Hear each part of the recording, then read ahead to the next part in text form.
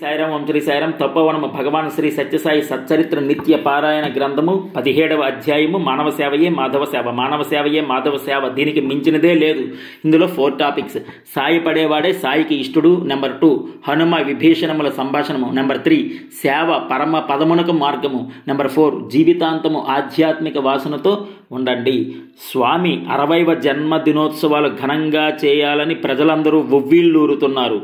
అప్పుడు స్వామి ఇచ్చిన ఉపదేశము, ఆకలితో ఉన్నవారికి అన్నము పెట్టండి, బాధతో ఉన్నవారికి శాంతి అనే పరమాత్ముని అందించండి. నా 60వ పుట్టినరోజు జరిపే ముందు 6000 కుగ్రామములనైనా మీరు దత్తత తీసుకొని వానిని ఆదర్శ గ్రామములుగా తయారు చేయండి. జప తప యజ్ఞ యాగాదుల వలన కలిగే ఫలితమంతా ఒక్క దైవ ప్రేమ వలనే కలుగుతుంది.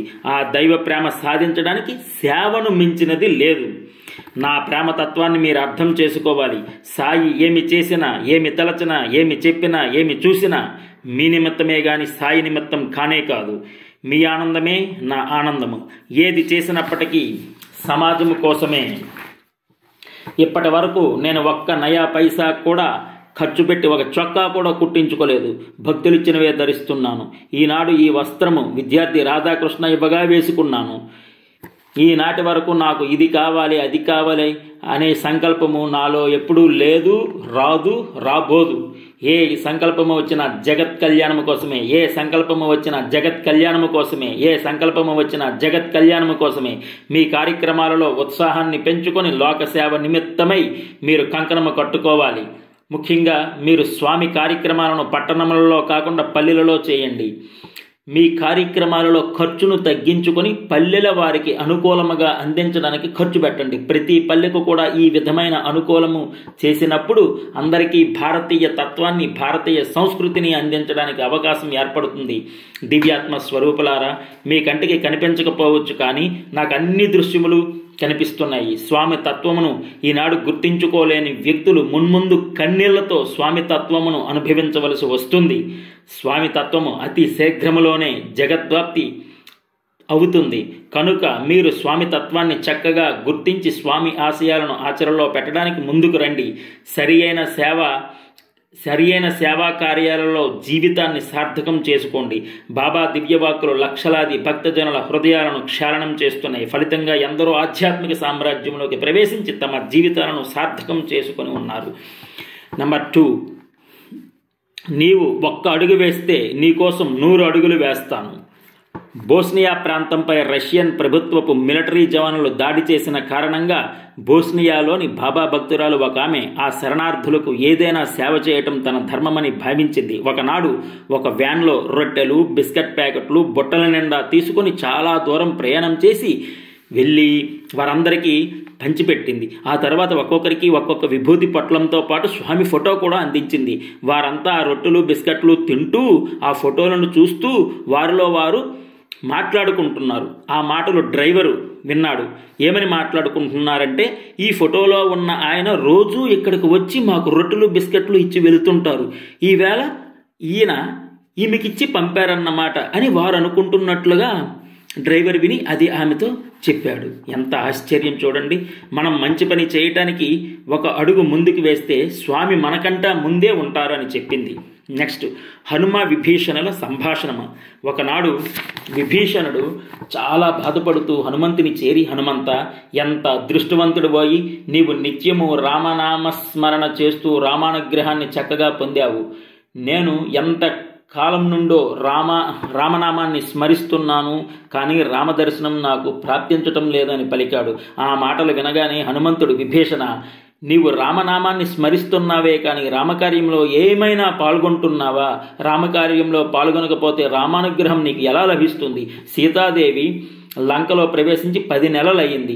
నీవు ఆ సీతమ్మ తల్లికి ఉపశాంతి కలిగే విధంగా ఏమైనా బోధించావా? లేక ఆ తల్లిని ఒకసారి అయినా దర్శించావా? ఆమె బాధను నివారించడానికి ఏమైనా ఉపాయం ఆలోచించావా? నీవు ఆ విధంగా చేసి ఉంటే అదంతా రామకార్యంగా మారి ఉండేది కదా. ఆ రీతిగా చేయనప్పుడు నీకు రామానుగ్రహం ఎలా కలుగుతుంది? రామానుగ్రహం ఎలా దక్కుతుంది? నేను నోటితో రామనామస్మరణ, చేతితో రామకార్యం చేస్తూ జీవితాంతం అంకితం గావించాను అని పలికాడు. కాబట్టి మన ప్రవృత్తి దిల్ మే రామ్ హాత్ మే కామ్ అనే విధంగా ఉండాలి. అప్పుడు జీవితం చరితార్థం అవుతుందని బాబా చెప్పారు అంటారు భగవాన్ బాబా. సేవ పరమ పదమునకు మార్గము. అనేక మంది అనేక కష్టములతో మనశ్శాంతి లేక ప్రశాంతి నిలయమునకు చేరుతున్నారు. శారీరక వ్యాధులే కాక మానసిక వ్యాధులు కూడా ఉన్నవారు ఉంటారు. అన్నిటికీ వైద్యం చేయటం నా పని. డాక్టరు ప్రథమ చికిత్స చేసిన పిదప మిగిలిన సేవను నర్సులు, కంపౌండర్లు, అటెండర్లు చేస్తుంటారు కదా, అలాంటి అవకాశములనే నేను వాలంటీర్లకు కలగజేస్తున్నాను. త్యాగ బుద్ధితో తన సుఖమును కోరక సేవ చేస్తే అదే పరమ పదము పొందడానికి ఏకైక మార్గము. అన్ని విధములైన సాధనముల కన్నా సేవయే ముఖ్యము. భగవంతుడే ధర్మోద్ధరణకే మానవ సేవ చేయుటకు మానవాకారము ధరించి అనేక విధములైన సేవా కార్యములకు పూనుకుంటుండగా ఇక మానవుడే సేవకు పూనుకున్నట్లయితే భగవంతుని అనుగ్రహం అందుకునే విషయంలో సందేహమేమున్నది? ఈ సేవను ప్రశాంత నిలయంలోనే చేయవలనని లేదు. మీ గ్రామములలోని, మీ యాత్రకు పోయే ఇంకే క్షేత్రంలో కానీ, ఎచ్చటనైనా కానీ, ఏ సమయమందమైనా కానీ మీరు బాధపడే వారికి సేవ చెయ్యండి. సాధారణముగా వట్టి నీటికి విలువ లేదు.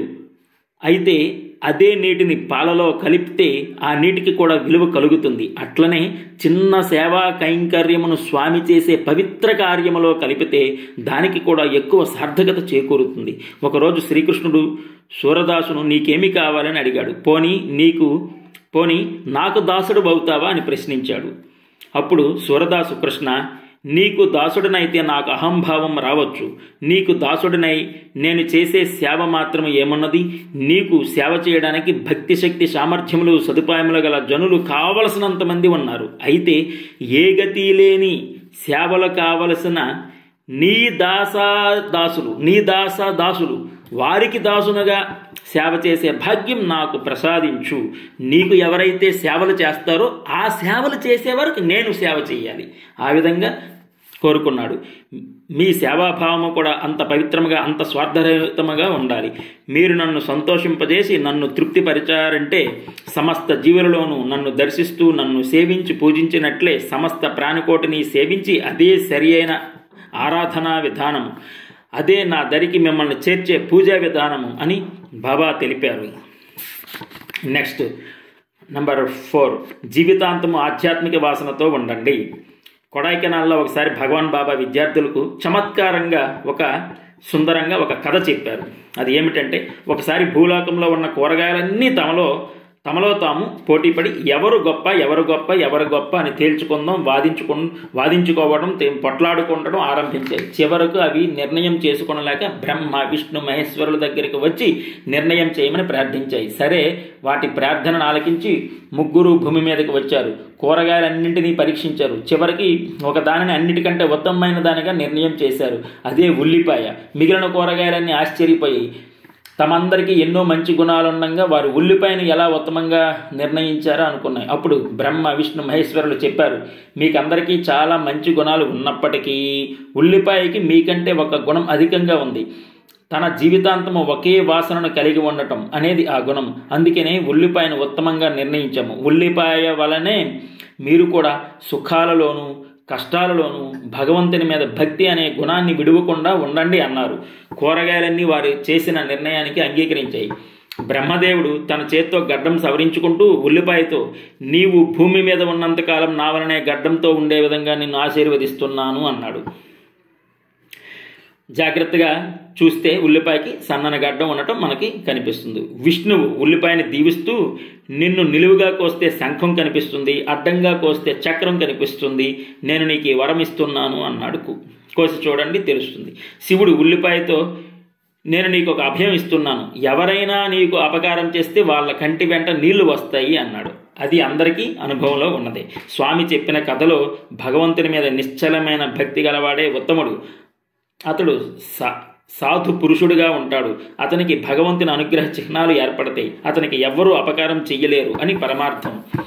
17th chapter successfully completed. Help ever, hurt never, love all, serve all, survey జన సుఖనో భవంతు, లోకా సమస్త సుఖనో భవంతు. ఓం శ్రీ సత్యసాయి పరబ్రహ్మణే నమః. శాంతి శాంతి శాంతి. Thank you.